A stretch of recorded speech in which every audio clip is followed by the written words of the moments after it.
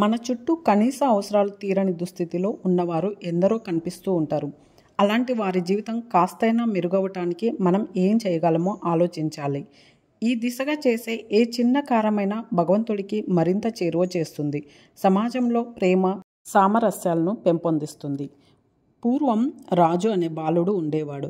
శీతాకాలం సమీపిస్తుండటంతో అతని తల్లి వెచ్చదనాన్నిచ్చే ఉన్ని దుస్తులు కొనడానికి తీసుకెళ్ళింది. ఓ దుకాణంలో రంగురంగుల ఉన్ని దుస్తులు కనిపించాయి. అక్కడ చాలా రకాలు ఉన్న నీలిరంగు ఉన్న కోటు బాలుణ్ణి ఆకర్షించగా తల్లి ఆ కోటును కొనిచ్చింది రాజుకు. మర్నాడు బడికి వెళ్తూ తాను ఇష్టపడి కొనుక్కున్న కొత్త కోటు ధరించాడు రాజు. కోటు వల్ల వాతావరణం చల్లగా ఉన్నా అతడికి వెచ్చగా సౌకర్యంగా అనిపించింది. సాయంత్రం కూడా చల్లటి వాతావరణంలో వెచ్చదనాన్ని అనుభవిస్తూ బయలుదేరాడు. ఆ సమయంలో దారి పక్కన చిరు వ్యాపారం చేస్తున్న ఓ వృద్ధుణ్ణి గమనించాడు.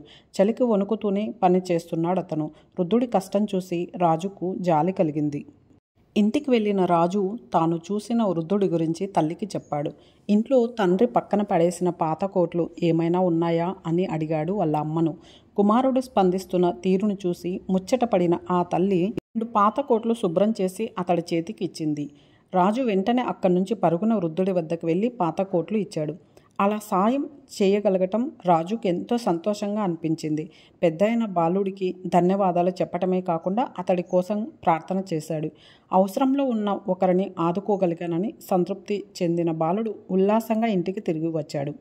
అభాగ్యుల పట్ల కరుణ, దయ చూపటం పిల్లలకు చిన్నతనం నుంచే అలవర్చాలి.